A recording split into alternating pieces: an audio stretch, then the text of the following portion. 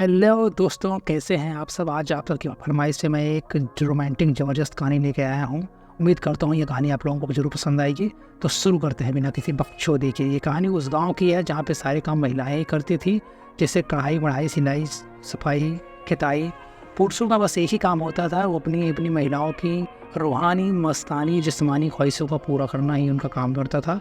उस गाँव की सारी महिलाएँ बहुत हॉर्नी थी, इतने से भी उनको संतुष्टि नहीं मिलती थी। उस गांव में म्यून नाम का एक लड़का था जिसका हथियार बिल्कुल भी काम नहीं कर रहा होता है और लोग उसका बहुत मजाक उड़ाते हैं। फिर एक दाढ़ी वाले बाबा की कृपा से उसके हथियार में जान आती है और वो खतरनाक हथियार हो जाता है उसका।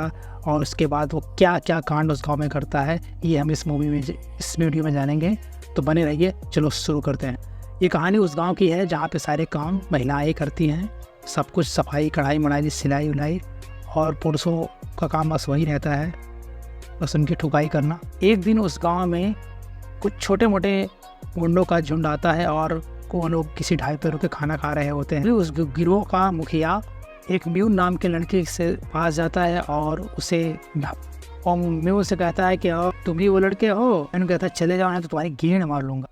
उस मोटे को गुस्सा आ जाता है और वो म्यून को एक जोर का थप्पड़ मारता है। फिर म्यून को भी गुस्सा आ जाता है और म्यून उठ के उन सबकी कस के धुनाई करता है, एक तरफ सबको पीटता है। और यह देखकर पूरे गांव की सारी औरतें, महिलाएं, लड़कियां उससे इम्प्रेस हो जाती। तभी वहां पर एक दादी अम्मा आती हैं और कहती हैं कि तुम लोग ज़्यादा खुश मत हो, ये सिर्फ लड़ाई में बहुत कुशल है, खुदाई में बिल्कुल भी जीरो है। इसकी घड़ी में हमेशा 6 बजे रहते हैं और ये कोई काम का नहीं है। उसके बाद सभी महिलाएं उसमें उनकी तरफ देख के मुस्कुराती हैं। म्यून बेचारा वहाँ पे अपना मुड़ नीचे करके चला जाता है। तभी म्यून के भाई क्यून को देखते हैं। वो देखने में हैंडसम और मजबूत और स्ट्रॉन्ग था। गांव की सारी औरतें, महिलाएं उस पर मरती थी। जब वो नहाने जाता था, लोग उसे पीछे जाकर उसको देखते और निहारते। पता नहीं क्यों ये बात क्यून को बिल्कुल पसंद नहीं आती थी। एक दिन सभी औरतें आके म्यून से कहती हैं तुम किसी काम के नहीं हो, और म्यून इस बात से बहुत गुस्सा हो जाता है। वो लाठी उठा के सभी सुराहियों में को तोड़ने लगता है और खूब मस्ती करता है। तभी उसका भाई आता है और उसे बैताल की तरह अपनी पीठ के लादता है और लाद के लेके जाता है। रास्ते में नदी पार करते हुए उनकी मुलाकात किन नाम की एक लड़की से हुई। नदी के किनारे नृत्य कर रही थी, मानो कोई अप्सरा नृत्य कर रही हो। यह देख के दोनों भाई उससे फिदा हो जाते हैं और पानी में गिर जाते हैं। फिर क्या था, फिर उसके बाद यहाँ से उनका गाँव काफ़ी दूर था, इसे नदी के किनारे अलाव जला के हत्ता करने लगते हैं। ये दोनों लोग आपके सामने बैठे हुए थे, लेकिन एक दूसरे से बिल्कुल भी बातें नहीं कर रहे थे, मानो कुछ तो हुआ हो कि पास। चलिए 5 मिनट में आपको बताते हैं क्या हुआ था। म्यून और क्यून दोनों भाई मेले में 4 साल पहले कुछ बेच रहे थे, केक बेच रहे थे। और उसके बाद वहाँ पे म्यून के हथियार पे आग लग जाती है और उसके बाद उसका भाई क्यून आता है और उसे अपने पैरों से जल्दबाजी में मारने लगता है। उसे पैर से इतना उसकी आग बुझाने की कोशिश करता है और मार मार के उसका हथियार ही मरा कर देता है। इसी बात से म्यून अपने क्यून भाई से नाराज़ है। उसे पता है कि उसकी वजह से ही उसका भाई आज कुछ कर नहीं पा रहा है और लोग उसकी मज़ा ले रहे हैं। फ्लैशबैक ख़त्म करते हैं, उसके बाद कहानी में आगे बढ़ते हैं। ऐसे गांव के 3-4 लफंगे बैठ के किन की तारीफ़ कर रहे होते, कह रहे थे कि किन रात को नहाने उस तालाब में जाती है, हम लोग भी चलेंगे। ये बातें म्यून भी सुन रहा होता है। रात में सारे लोग झील में नहाने के लिए पहुंच जाते हैं। तभी वो लोग देखते हैं कि म्यून भी पीछे आया था। तो उन लोग म्यून को देख के हंसने लगते हैं, मैं साले तू यहाँ क्या आया है, तेरा तो खड़ा भी नहीं होता। पर म्यून चुप रहता है। वो सारे लोग म्यून का मजाक उड़ा ही रहे होते हैं। तभी वहाँ पे किम आ जाती है। किम को देखकर उन लोग भाग हो जाते हैं। कहती है कि मेरा जूती जो है मेरे पैर से निकल गया है, क्या आप लोग उसे ला देंगे। उसके बाद उन सारे 4-5 में एक रेस होने लगती है, जूती कौन लाएगा। उसके बाद हम सब अगले दिन किम को देखते हैं, जो कि अभी भी सो के उठी। उसके घर के पास किसी ने मिठाई का डब्बा रखा हुआ है। वो डब्बा म्यून ने रखा है उसके लिए, और उसे ये पता है। और वो उठती है और सारी मिठाइयाँ खा लेती हैं। और वो भी म्यून के बारे में कुछ पॉजिटिव ही सोच रही थी। अब वो ये इस बात को समझ गई थी कि म्यून उसे पसंद करता है। कुछ देर बाद जब किम फिर नहाने के लिए जाती है तो गांव के उसी बच्चे सभी लोग मिलकर उसे देख रहे होते हैं। उसी वक्त वहां गांव की और भी सारी बालिकाएं, महिलाएं नहाने के लिए आती हैं। तभी एक बालिका की नज़र इन लोगों में पड़ जाती है जो कि किम को नहाते हुए देख रहे हैं। के बाद वो सारी लड़कियां मिलकर किम को मारने लगती हैं। वो सोचती हैं कि ये जानबूझ के अपना अंग प्रदर्शन कर रही है और यहाँ के मर्दों को अपनी तरफ आकर्षित कर रही है। हालांकि ऐसा कुछ था नहीं। तभी म्यून का भाई क्यून वहाँ आ जाता है और इन लड़कियों से वो उसे बचा के अपने घर लेके जाता है। वो इतना ताकतवर रहता है कि कोई उसे लड़ने की हिम्मत नहीं करता है। उसी रात जब म्यून अपने छोटे भाई क्यून से मिलता है तो वो उसे बताता है कि वो जल्दी शादी करने वाला है। तब म्यून क्यून से पूछता है कि वो खूबसूरत लड़की कौन है। उसी समय किम जो है उसके घर में प्रवेश करती है और यह देखकर म्यून का दिल ही टूट जाता है। किम को अपने भाई के साथ देखकर म्यून बहुत ही ज़्यादा उदास हो जाता है। वो चुपचाप जंगल में भाग जाता है और वहाँ खूब रोता है। तभी वो देखता है कि एक दाढ़ी वाले बाबा एक जाल में फंसे हुए हैं और वो चिल्ला रहे हैं माई माई करके। वो दौड़ते हुए जाता है और उस दाढ़ी वाले बाबा को उस जाल से निकालता है। म्यून की इस नापाक हरकत से वो बाबा बहुत ज़्यादा खुश होता है और कहता है बोल बच्चा तुझे क्या चाहिए, बोल, आज मैं तेरी सारी मिसेस पूरी कर देता हूँ। म्यून कहता है मैं जो मांगूंगा वो आप मुझे दे नहीं पाएंगे बाबा, शांत रहियो। बाबा कहता है अरे बेटा छोड़, तू बोल तुझे क्या चाहिए, मैं तेरी सारी बातें, तेरी सारी मिसेस पूरी कर दूंगा। तो तू मुझे हल्के में ले रहा है। तो म्यून अपनी सारी कहानी बता देता है कि उसके घड़ी में हमेशा 6 बजे रहते हैं।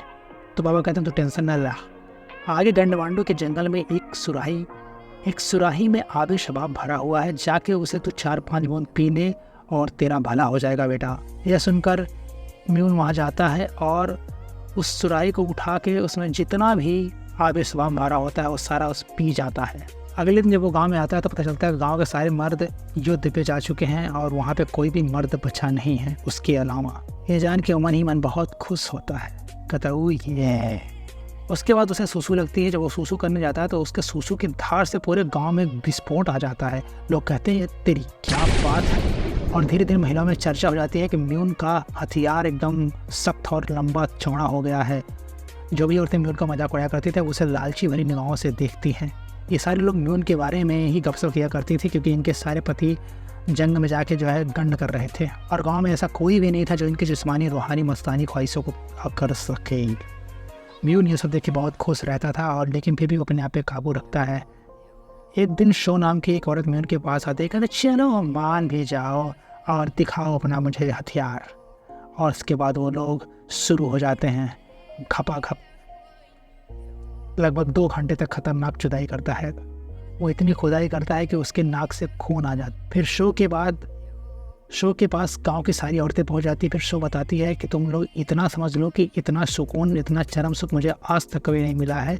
और मेरे नाक से खून और कहीं हर जगह से समझ लो कि ऐसी खुदाई हुई है कि वो जख्म भरने में कम से कम मुझे 1 महीना लगेगा।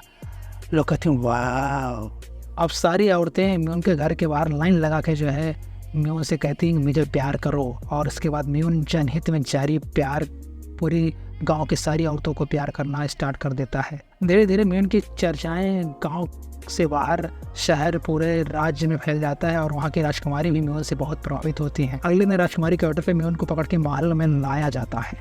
फिर वहाँ का राजा म्यून से कहता है तुम्हें दुश्मन राजा से मुकाबले जंग करना होगा। अगर तुम जीत गए तो मैं तुम्हारे भाई को जंग से बुला लूँगा। राजा की बात को मानकर म्यून तैयार हो जाता है। फिर अगले दिन हम लोग देखते हैं कि एक नई प्रकार की जंग होती है जिसमें ये लड़ाई काफ़ी अलग थी। यहाँ म्यून और उसके दुश्मन को अपने हथियार से वजन उठा के उसे फेंकना था। यहाँ उसका विरोधी अपने हथियार से 30 किलो का वजन उठा लेता है और ये देख के राजा और राजा की बेटी चौंक जाती है, कहीं बाप रे ये सब क्या हो रहा है। फिर म्यून की बारी आती है पर म्यून का हथियार बहुत सोया हुआ था। वो ये बात रानी को पता चल जाती है। वो केले को फाड़ती हैं और ऐसे जराती हैं वो केला नहीं कुछ और हो। इसके बाद म्यून को जोश आ जाता है। वो एकदम से सारे गोले को हवा में वो अपने हथियार से उठा के हवा में फेंक देता है। ये देख पूरा लोग चौंक जाते हैं और म्यून जीत जाता है। उसके बाद शाम को जलसा होता है। जलसे में सभी लोग बैठ के खाना पीना खा रहे होते हैं। तभी राजा का एक सिपाही आता है और कहता है कि म्यून का भाई क्यों जंग में मारा गया। यह बात म्यून सुन लेता है और वो बहुत दुखी होता है। ये उदास मन से वो अपने घर की तरफ आ जाता है। जब वो अपने घर पहुंचता है वो देखता है कि किम की तबीयत बहुत ज़्यादा ख़राब है और एक बाबा उसे कहते हैं कि तुम्हें किम को जो है अपने जिस्म की गर्मी देनी होगी, नहीं तो ये मर जाएगी। उसके बाद म्यून उसे अपनी बाहों में भर लेता है और वो दोनों रात भर प्यार करते हैं और सुबह किम ठीक हो जाती है। वैद ने बिल्कुल सही कहा था, म्यून के ऐसा करने से किम बिल्कुल ठीक हो जाती है। म्यून उसका ध्यान बहुत अच्छी तरीके से रखता है और वो हमेशा किम के साथ ही रहता था। गांव की औरतें बहुत दुखी हो गई थी क्योंकि किम की वजह से म्यून से वो लोग मज़ा नहीं ले पा रही थी। थोड़े ही दिन बाद गांव की सारी औरतें एक साथ ही प्रेग्नेंट हो जाती हैं, वो सब उल्टियाँ करने लगती हैं और तभी इन सब के पति भी जंग से वापस आ जाते हैं और उन सबको पता चलता है कि ये घटिया काम कोई और नहीं म्यून ने किया है और वो लोग भाग जाते हैं। इधर हम दादी को देखते हैं, वो म्यून को सारी बात बताने के लिए उसे घर की तरफ दौड़ते हुए बढ़ जाती है, लेकिन वो रास्ते में म्यून के भाई क्यून को देखती है जो कि जिंदा है और वो युद्ध से लौट के आ रहा था। उसके बाद दादी भागते हुए म्यून के पास जाती है, उसे सारी बातें बताती हैं। जब उसे बताते हैं उसका भाई क्यून जिंदा है तो वो बहुत ज़्यादा परेशान होता है। वो किम को उठा के उसको साथ लेके वहाँ से भाग जाता है क्योंकि वो अपने भाई को फेस नहीं करना चाहता था। कैसे बताता कि जो है कि उसने किम के साथ घपाघप किया हुआ है और लेकिन गांव के सभी लोग म्यून को पकड़ लेते हैं और उसे पकड़ के जंगली भालू के हवाले कर देते हैं। जब किम को ये पता चलता है कि उस म्यून का बच्चा किम के पेट में है तो बहुत खुश होता है और कहता है कि जो है आखिर तुमने मेरे भाई से शादी कर ही ली। फिर वो भी मुस्कुरा कहती है हाँ। इन सब की बातों से हमें ये पता चलता है कि क्यून किम को म्यून के लिए ही लाया था अपने घर में, ताकि वो दोनों एक दूसरे से साथ रह के एक दूसरे को समझ सकें और एक दूसरे के साथ प्यार कर सकें। इसके बाद हम लोग इस मूवी में 5 साल बाद देखते हैं और यहाँ पे गांव के सारे बच्चे क्यून के बच्चे होते हैं जो कि जो है उनके पास भी खतरनाक वाला एनाकोंडा होता है। और यहीं पे ये मूवी ख़त्म हो जाती है। अगर वीडियो भाई अच्छा लगा हो तो यार चैनल को सब्सक्राइब कर लो और वीडियो को लाइक करो और शेयर करो। मैं कुछ नहीं जानता हूँ भाई, बहुत मुश्किल से वीडियो बनता है भाई। Thank you.